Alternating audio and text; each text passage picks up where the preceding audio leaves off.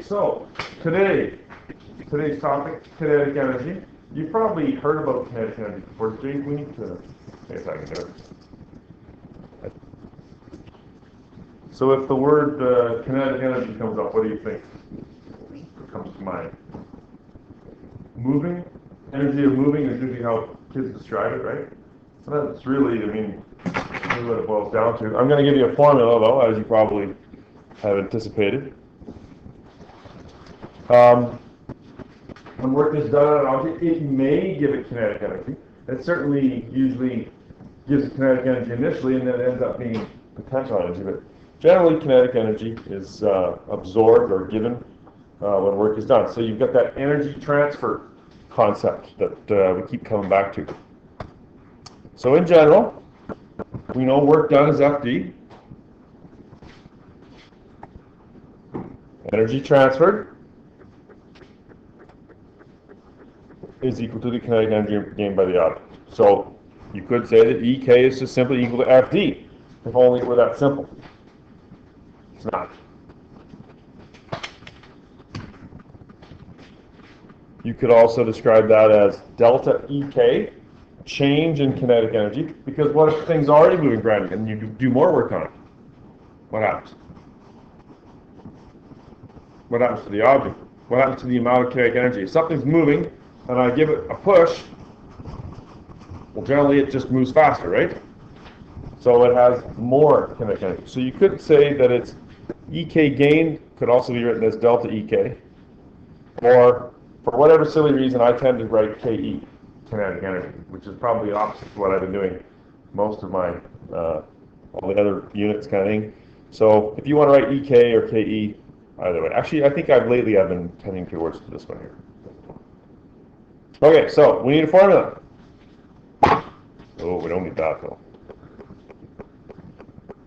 Okay, W equals FD, but remember our old friend F equals MA. What are we doing here? Formula deriving. So what am I going to do? I'm going to take MA and do what?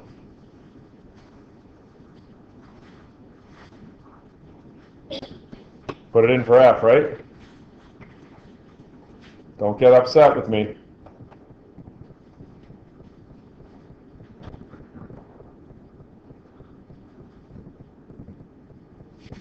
W equals mad.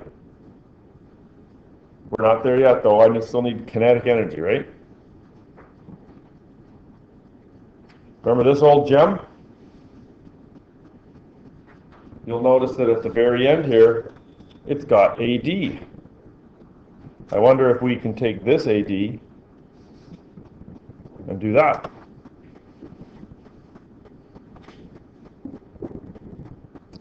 If it's at rest, what's the initial velocity? 0. So that part drops out. And so you could rearrange this to simply, right, this drops out. You could rearrange this to AD is equal to VF squared over 2. And if you just sort of ignore the F, you just write V, right? Instantaneous velocity, I guess. AD equals V squared over 2. We're going to take this. And what do you get?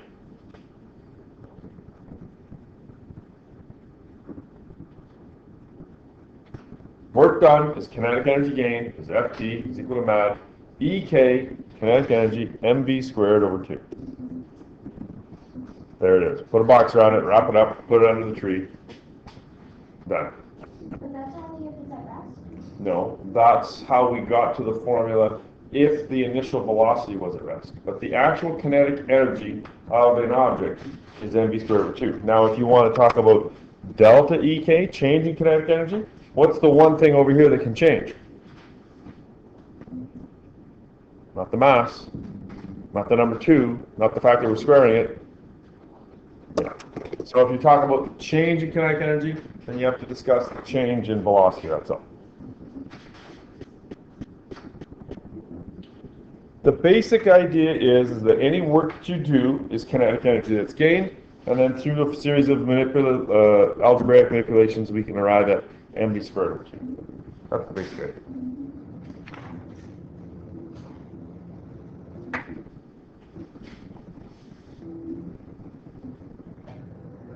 Am I good? Okay, then so drop next. Okay, I think you'll find these relatively straightforward. Start you off with a nice easy one here. You have the question there, so you don't have to write it down. Force of 25 newtons acts for a distance of 16 meters upon a 2 kilogram object. Initially at rest, assuming no friction, find its final velocity. So we're back to finding velocities here, just sort of in a different path.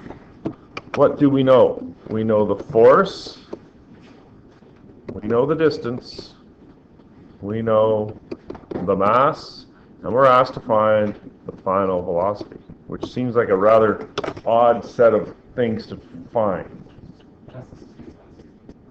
Oh. 2. Thanks, Joy. What should we do?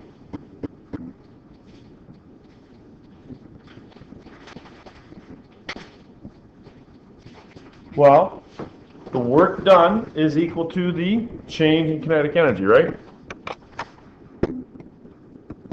The work done is the delta EK, which is equal to, now sometimes, I've had this question many times, sometimes I write 1/2 mv squared, and sometimes I write mv squared over 2. Are they the same thing? Yes.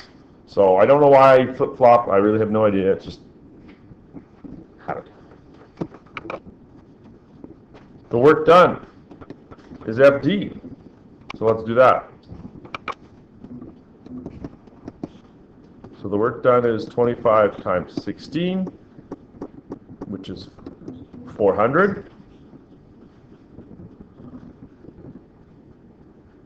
And that work done is the change in kinetic energy.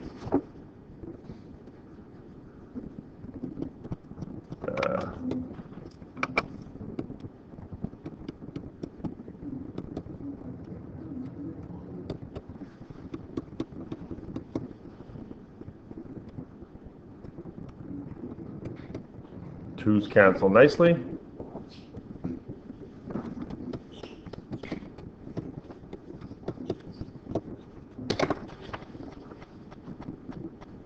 Okay, so all of the work done, the 400 joules of energy, is transferred to kinetic energy, and it becomes 400 joules of kinetic energy, and then you can work backwards to find out what speed you need to create 400 joules of kinetic energy. Thanks. Sample number 2. Okay, so to find the EKI, initial kinetic energy,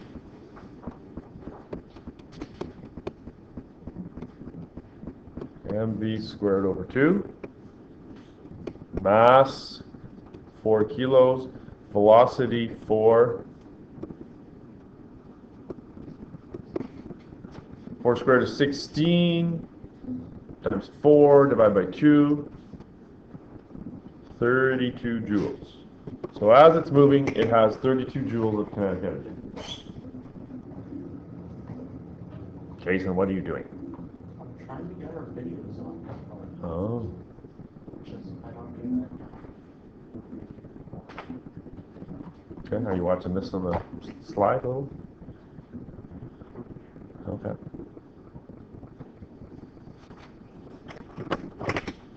How much work is done? F times D, 8 newtons of force, distance of 5 meters, 40 joules of work is done.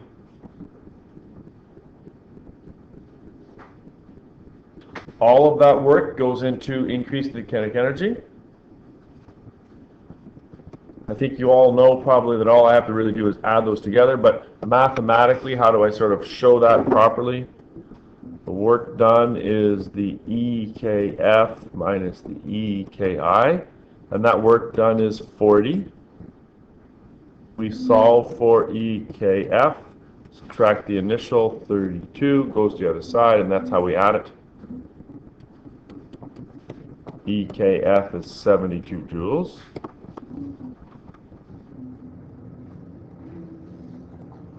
So how am I going to find that final velocity?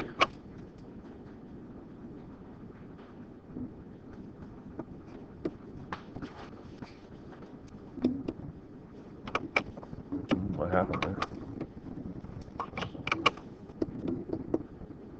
EK is equal to mv squared over 2.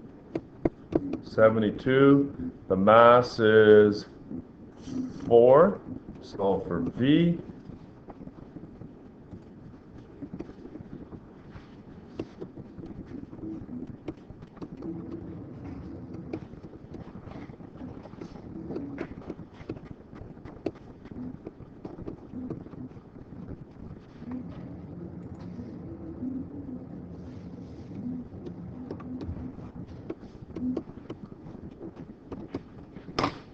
Yeah? Okay, I'm going to give you guys a chance to try number 3. If you look at it closely, I think you'll see that it's actually very similar to number 2. Let's just have a closer inspection. A 2 kilogram mass initially moving at 20 meters per second, so it's already moving, much like the one was before. It hits a rough surface where it experiences a force of friction of minus 2 newtons. Find the EKI, the work done, the EKF, and the final velocity. Exactly the same questions. The only difference here is that instead of being pushed and increased, right, what's happening? Here was a force of 8 newtons. Here's a force of friction of minus 2 newtons. So what's the object going to do? Slow down. But the steps should be exactly the same. Okay. This one is a bit more of a challenge because it acts through what distance must the 5 Newton force have acted in order to change the velocity of the 4 kilogram mass from 10 to 15. Yeah, this pops up every day. So here, what question are they asking? They're asking, they want you to solve for D. We have a force of 5. We have a mass of 4 kilograms. We have an initial velocity of 10, and we have a final velocity of 15. So here, it's going 10 meters per second. Here it's going 15 meters per second. We got this 5 Newton force, and this box is going to be going faster over here. And the only real question is, how far is it? How am I going to solve this? I kind of got to work backwards here, right? Do you realize that? The only one that's got distance in it is what? W equals FD. We already know the force, so what do I have to solve for? Got to solve for the work. How much work is done? Whoopsie. How much work is done to increase that velocity? Well, the work done is the change in kinetic energy. So what do we need to find? We need to find the kinetic energy in both those situations, right? Well, the initial one here, mv squared over 2, 4 times 10 squared over 2.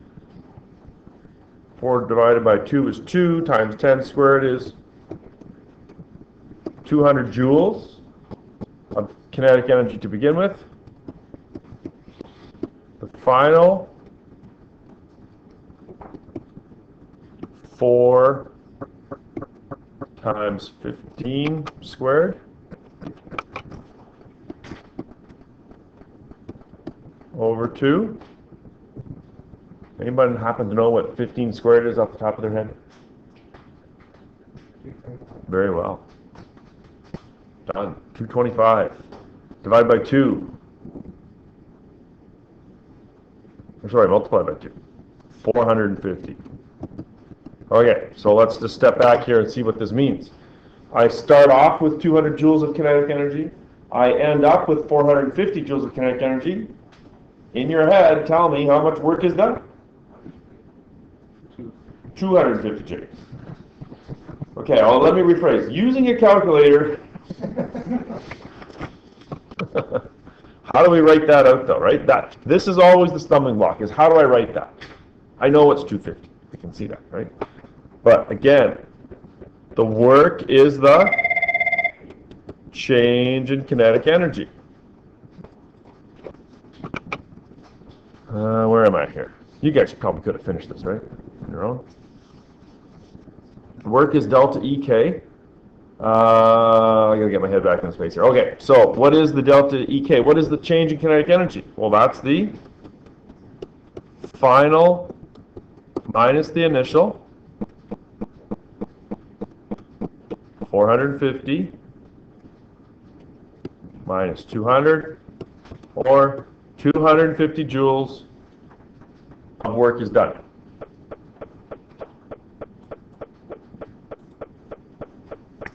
Right? We all knew that. We just didn't quite know how to write it out.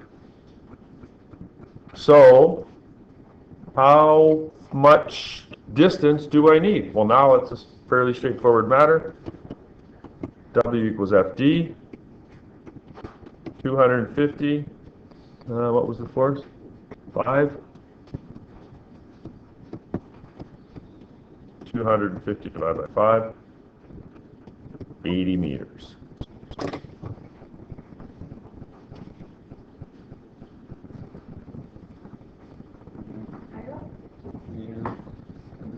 Yeah, that's right. I can't read my own writing here. 250 divided by 5 is not 80, is it? No. 50 meters, right.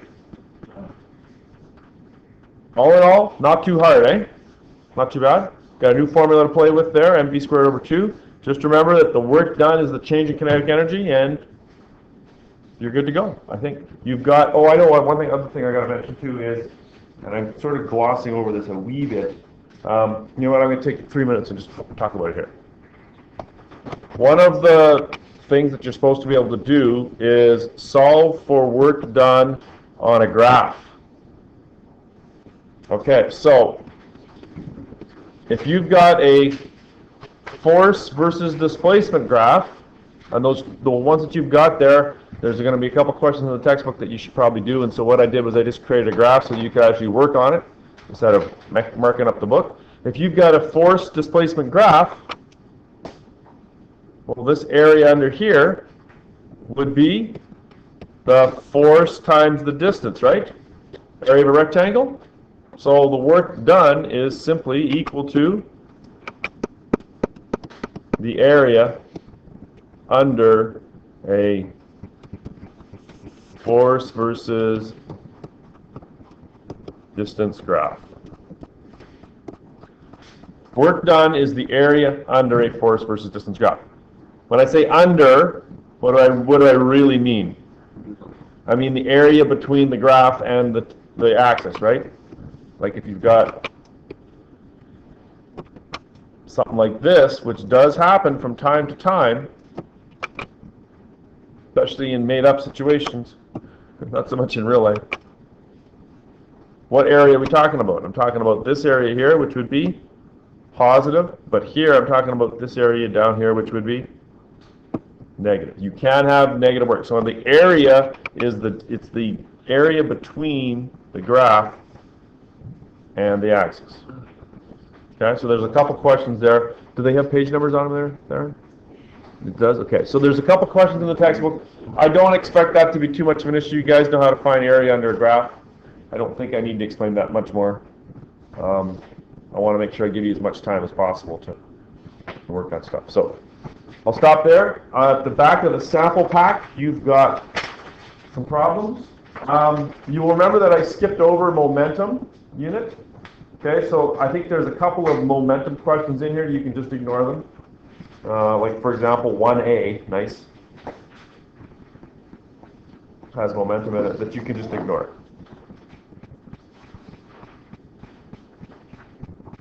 All right, I'll be quiet. You can use Jake the rest of the time as you see fit.